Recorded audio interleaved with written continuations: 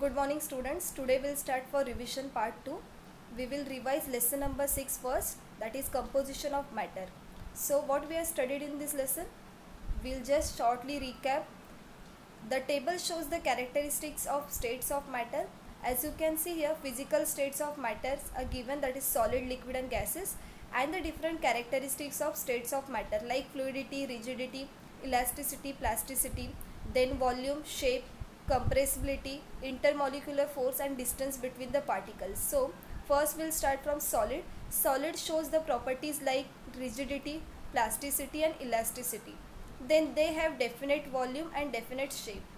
They have negligible compressibility and they have strong intermolecular force. Solid, they have strong intermolecular force and the distance between particles is minimum. Now the next one, that is liquid. Liquid shows the properties like fluidity. They have definite volume and indefinite shape. They shows very small compressibility and the intermolecular force and the distance between particles is moderate. Now the last one, that is gaseous substance. Gaseous substance shows the properties like fluidity. Then they have indefinite volume and indefinite shape.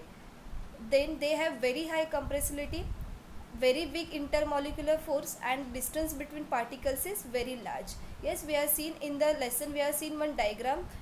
There we have seen the distance between the particles. As you can see in the figure, solid, they are very closely attached to each other, so they are having minimum distance between the particles.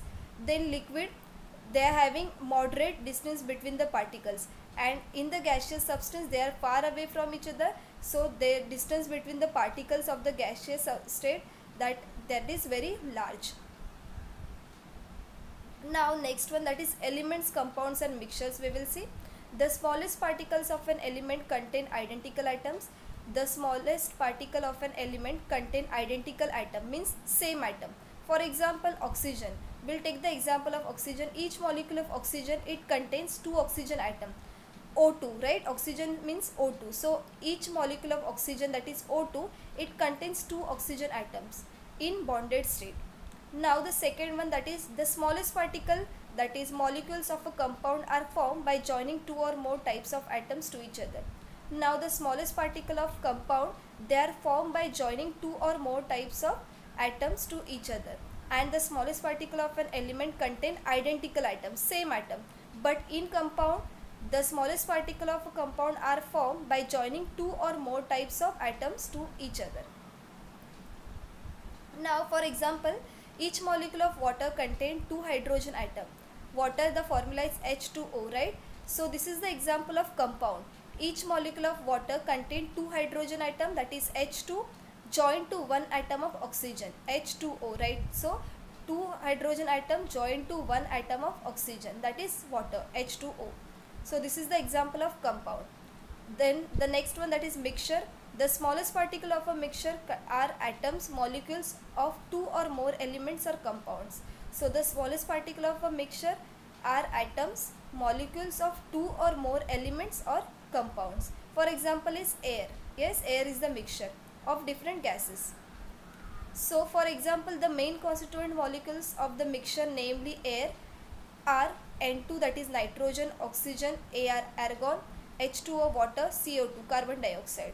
Similarly, the mixture, that is an alloy, brass, contain atoms of copper and zinc. The alloy brass contains atoms of copper and zinc, while bronze contains atoms of the elements copper and tin. Bronze, it contains atom of elements copper and tin. Yes, and the alloy brass contains atoms of copper and zinc. So these are the examples of mixture. Now types of elements. Now which are the different types of elements? In early times, elements were classified into metals and non-metals. After invention of new elements, a new type metalloid is discovered. So just now we have seen elements, compounds and mixture. Now we'll start types of elements.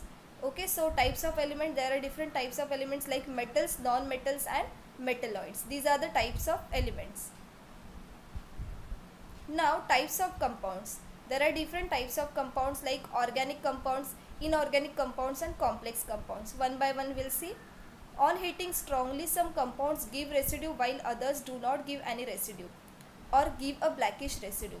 Okay, the black residue is mainly made of carbon.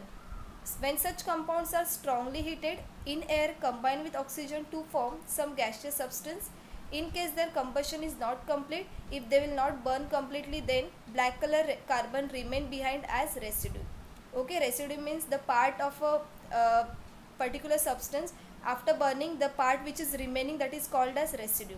So when a few substances on heating strongly, some compounds give residue while others do not give any residue or give a blackish residue. So these compounds are called as organic compounds or carbon compounds. So these compounds are called as organic compounds or carbon compounds. So this is one type of compound. Yes, the first type, that is organic compounds or carbon compounds. Now we will see the examples. For example, materials like carbohydrates, proteins, hydrocarbons, for example petrol and cooking gas, are made of organic compounds. The camphor, sugar, glucose and urea are organic compounds. So these are the examples of organic or carbon compounds. So this is the first type of compound, that is organic compounds or carbon compounds. Now we will see the second type, that is inorganic compounds. On the other hand, the compounds that decompose on strong heating to leave a residue behind are inorganic compounds. So examples are common salt, soda, rust, blue vitriol, limestone are inorganic compounds. So these are the examples of inorganic compounds. This is second type of compound. The first type we have seen, that is organic compounds or carbon compounds. The second one is inorganic compounds. On heating, the compounds that decompose on strong heating to leave a residue behind are inorganic compounds, and the examples are common salt, soda, rust, blue vitriol, limestone are inorganic compounds. Now we will see the third type, that is complex compounds. In addition, there is one more type of compounds, namely complex compounds. The molecules of compounds have a complex structure formed by many atoms. In the center of the structure, metal atoms are also included. For example, chlorophyll that contains magnesium. So one example is given, that is chlorophyll that contains magnesium is the example of complex compounds. So we have seen the three types of compounds. The first one is organic compound or carbon compound. Second one is inorganic compound, and the third one is complex compound. Now the next one is types of mixtures. The part of matter having uniform composition is called phase. The part of matter which is having uniform composition is called phase. When all the components of a mixture form one phase, it is called homogeneous mixture. When all the components of a mixture form one phase, it is called homogeneous mixture. For example, salt plus water, salt and water. One more example, that is sugar and water. These are the examples of homogeneous mixture. Yes, when all the components of a mixture, they form only one phase, so they are called as homogeneous mixture. Now the second type, that is heterogeneous mixture, we will see. When the components of a mixture are distributed into two or more phases, it is called a heterogeneous mixture. When they are forming only one phase, when all the components of a mixture form one phase, they are called as homogeneous mixture. And when the components of a mixture are distributed into two or more phases, it is called as heterogeneous mixture. Example of heterogeneous mixture is oil and water. Then one more example, that is sand and water. Yes, this is also example of heterogeneous mixture. When the components of this mixture are distributed, they are distributed into two phases, right? For example, suppose we will take oil and water. Yes, you can see the two phases differently. So this is the example of heterogeneous mixture. Then suppose we will take the mixture of water and salt. Yes, it will get completely dissolved. The salt will get completely dissolved in water, and we can see only one phase in that mixture. So it is the example of homogeneous mixture. Now solution. Solution means a homogeneous mixture of two or more substances is called solution. Solution means a homogeneous mixture of two or more substances is called solution. For example, water and salt is called a salt solution. For example, water and salt is called a salt solution, right? Because water and salt, it is a homogeneous mixture. So homogeneous mixture of two or more substance is called solution. So we'll take the example of salt solution. The component of a solution which is present in the largest proportion is called solvent. Now the component of a solution which is present in the largest proportion is called solvent. Now we will take the same example, that is water and salt. Yes, this is salt solution. Now in this salt solution, which component is present in the largest proportion? Water, right? So water is the solvent. Okay, hope you are clear with this. The component of a solution which is present in the largest proportion is called solvent. So in this mixture of water and salt, water is the solvent which is present in the largest proportion. And then the other component which are in less proportion than the solvent are called solute. So in this mixture water and salt is a solute, yes, which is present in the less proportion than the solvent, than the water. So it is solute. So the other component which are in less proportion than the solvent are called solute. So this is about solvent and solute. Now the next one is the process of forming a solution by mixing solute in a solvent is called dissolution. Dissolution means the process of forming a solution by mixing solute in a solvent is called dissolution. So this is the process of forming a solution by mixing solute in a solvent is called dissolution. Now the next one, that is suspension. Suspension means a heterogeneous mixture of water and sawdust is a mixture of a liquid and a solid. Why it is a mixture of a liquid and a solid? As you can see here, this is mixture of water and sawdust. Water is in liquid state and sawdust is solid. So a heterogeneous mixture of water and sawdust is a mixture of liquid and solid. Heterogeneous mixture of a liquid and a solid is called a suspension. Suspension means a heterogeneous mixture of a liquid and a solid is called a suspension. The diameter of the solid particles in a suspension is larger than 10 raised to minus 4.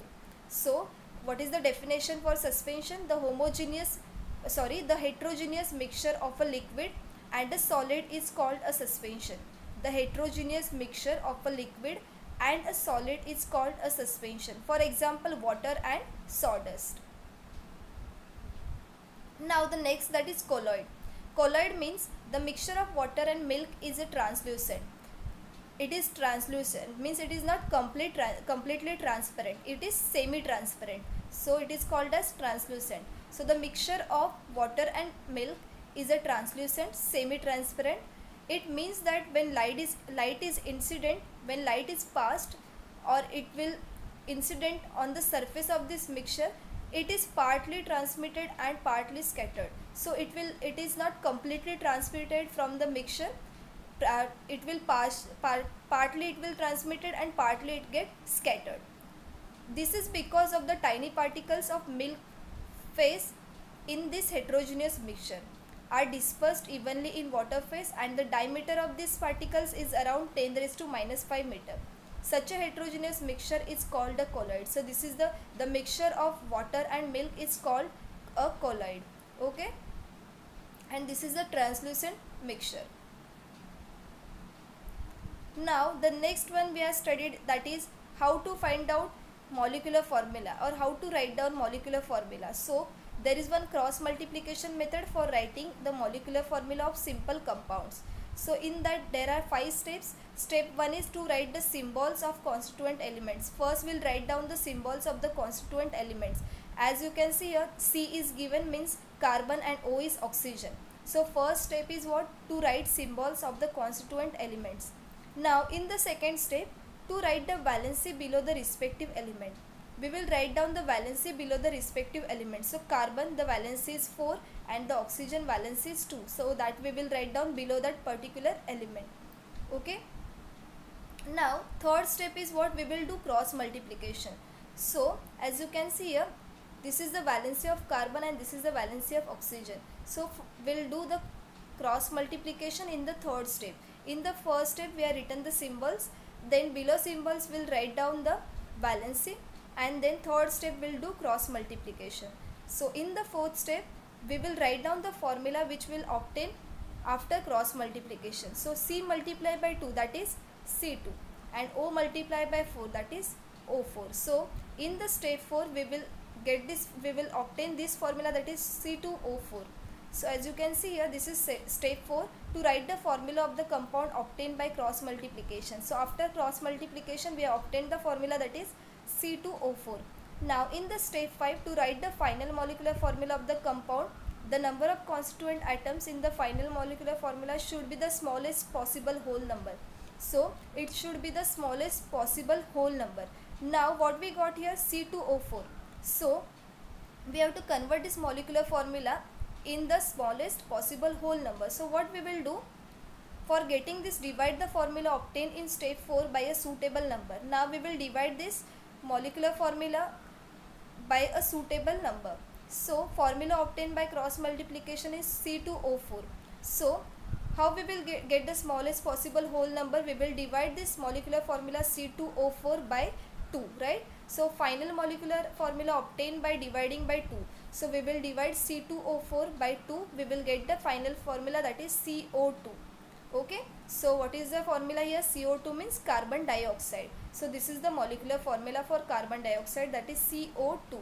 Okay. So these are the 5 steps we have to follow to do cross multiplication method, to find out or to write down the molecular formula of the simple compound. Now from this lesson, lesson number 6, this type of questions can come for the exam. So we will see the questions now.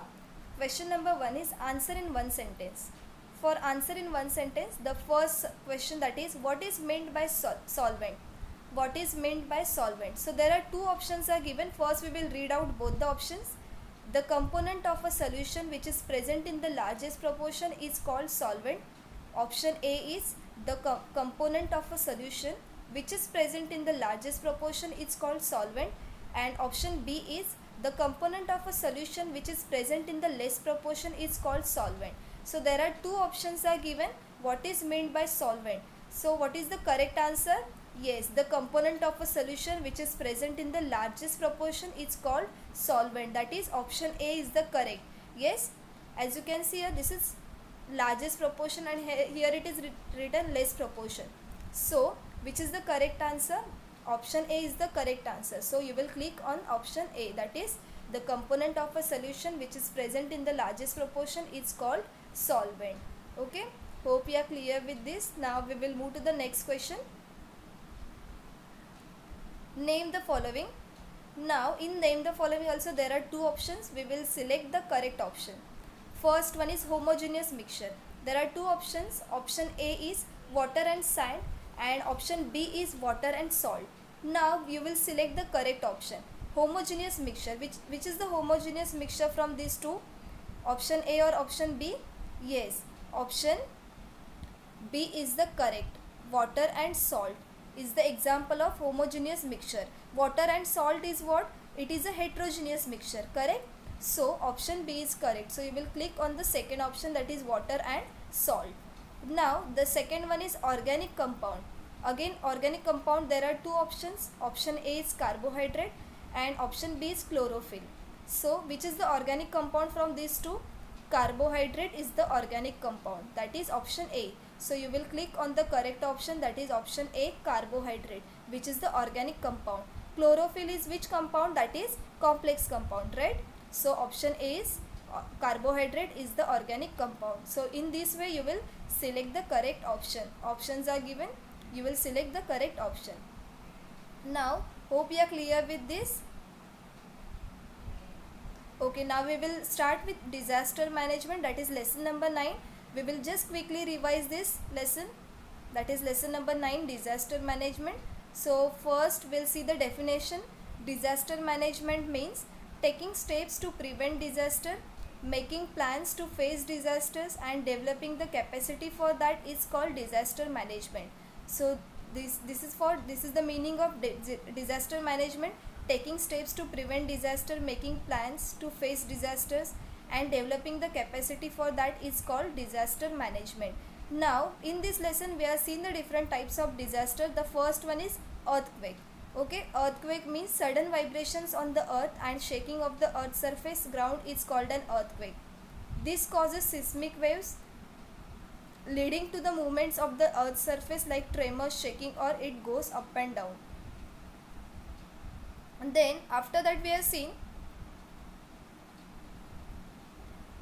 The machine or the instrument which records the earthquake is called seismograph or seismometer, or the machine or the instrument which is used to record the earthquake is called seismograph or seismometer. And the intensity is measured in Richter scale, and the unit Richter scale is used to measure the intensity of an earthquake. This is one of the mathematical measuring unit. So this is one of the mathematical measuring unit. Richter scale is used to measure the intensity of an earthquake, and the machine or the instrument which is used to record the earthquake is seismograph or seismometer. Now, causes of an earthquake, just once again we will just quickly revise this. Which are the causes of an earthquake? Volcanic eruption, stress of big dams on the earth, mining, underground atomic test, water percolates through the cracks of the earth. Due to tremendous heat, the water converts into steam. The steam form tries to come out from the loosened earth surface, causing earthquakes. So these are the causes of an earthquake: volcanic eruption, stress on big dams on the earth, mining, underground atomic test, and water which percolates through the cracks. Yes, due to the tremendous heat, the water turns into steam, and that steam's form tries to come out from the loosened earth surface, causing earthquake. So these are the causes of an earthquake. Now, the effects. Which are the effects of an earthquake? Loss of human beings and wild animals and pets, economic loss at a large scale, ecosystem destruction due to the loss of biodiversity, direction of flow of rivers, streams changes, possibility of fire in cities increases. If there is an earthquake at the bottom of the ocean, then it may create tsunami also, and the level of water table changes. So these are the effects of an earthquake. The first one effect, that is loss of human beings, wild animals and pets, then it will create or it will destruct the ecosystem also. Then economic loss at the large scale, level of water table changes. If there is an earthquake to the bottom of the ocean, then it may lead to tsunami waves. Then direction of flow of river stream changes. So these are the effects of an earthquake. Now, after earthquake, the second type of disaster we are seeing, that is fire. Yes, in that we are seeing the different types of fire. The first type of fire is class A fire, which is due to the solid substances like wood, cloth, coal, papers, etc. Class A fire, which is due to the solid substances like wood, clothes, coal and papers. Then we are seeing the class B fire, which is due to the liquid substances like varnish, solvents, cooking oil, petrol, paints, etc. Now the third one, that is class C fire, which is due to the gaseous substances like acetylene, household gas, that is LPG. Yes, these are the examples. So class A fire, which is due to the solid substances, class B fire, which is due to the liquid substances, class C fire, which is due to the gaseous substances. Now the next one, that is class D fire, which is due to the chemical substances like potassium, sodium, calcium. Yes, so this is about class D fire, which caused due to the chemical substances. Now the last type of fire, that is class E fire, which caused due to electrical appliances or electrical components. So class E fire is caused due to the electrical components. So these are the different types of fire, that is class A fire, class B fire, class C fire, class D fire and class E fire. Now there are different methods of fire extinction. There are three main methods to stop the spread of fire or to control the fire. The first one is cool out, where we are using the water. Then suppress the fire, and the third one is keep away flammable substances. So these are the three methods of fire extinction. The first one is cool out, that is use of water. Second one is suppress the fire, and the third one is keep away flammable substances. Flammable substances means the substance which can catch fire easily. So we will keep away the flammable substances. So these are the three methods of fire extinction. Now, which are the precautions and safety measures? The first one is develop the habit of switching off the gas regulator when not in use, or use especially during the night time. Switch off all the electrical appliances when you are going out of the house to make others alert, and call them for help or shout loudly. Call fire brigade. and provide information how to use fire extinguishers. So these are the precautions and safety measures.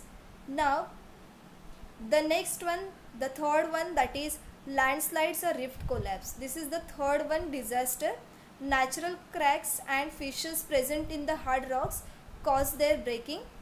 Especially at the time of heavy rains, water entering the cracks causes weathering, that is breakdown of these rocks, and their weight increases. These rocks slide on the slopy region and settle at the lower side. This is called the collapse of rift.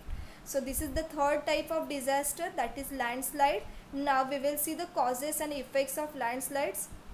Causes of landslides are after effects of natural disaster like earthquakes, tsunami, heavy rains, storms, floods causes landslide. So after effects of natural disaster like tsunami, earthquake, heavy rains, storms, floods, it causes landslide. Then unlimited cutting of trees causes soil erosion. Unlimited cutting of trees, it causes soil erosion. And while building roads in mountains, there is a lot of digging that makes the mountain weak. So these are the causes of landslides. Now which are the effects of landslide? The effects of landslides are rivers get flooded and change their path, displacement of waterfalls, formation of artificial water reservoirs. There is a life and financial loss on a large scale as trees, buildings, rocks on slopy area collapse on low-lying land. Landslide affects the traffic. Landslide destroys the plant life on it. So it will destroy the biodiversity. Then the rivers get flooded. Then there is a loss of financial. On a large scale. Then landslide affects the traffic also. Displacement of waterfalls, formation of artificial water reservoirs, etc. So these are the effects of landslide. Now the last part, that is we will see the questions, which type of questions can come from the lesson, that is true or false. Question number 1, true or false. The first one is class A fire caused due to the liquid substances. Options are given, A that is true and B is false. So you will identify whether the statement is correct or it is wrong. Class A fire caused due to the liquid substance. This is true or false? Yes, this is false. Okay, so you will click on the B option, that is false. Why? Because class A fire caused due to the which substance? Solid substance, correct? So this statement is wrong. So you will select the B option, that is false. Now the second question is, the instrument seismometer is used to record an earthquake. True or false? Yes, correct. The statement is true. That is option A, true, you will select. That is true, because the statement which is given, that is correct. The instrument seismometer is used to record an earthquake. So this type of questions can come from the lesson. Hope you are clear with this. So today we are seeing that we are revised lesson number 6 and lesson number 9. Now in the next session I will do the revision of lesson number 7, that is metals and non-metals. So today we'll stop till here. Thank you so much.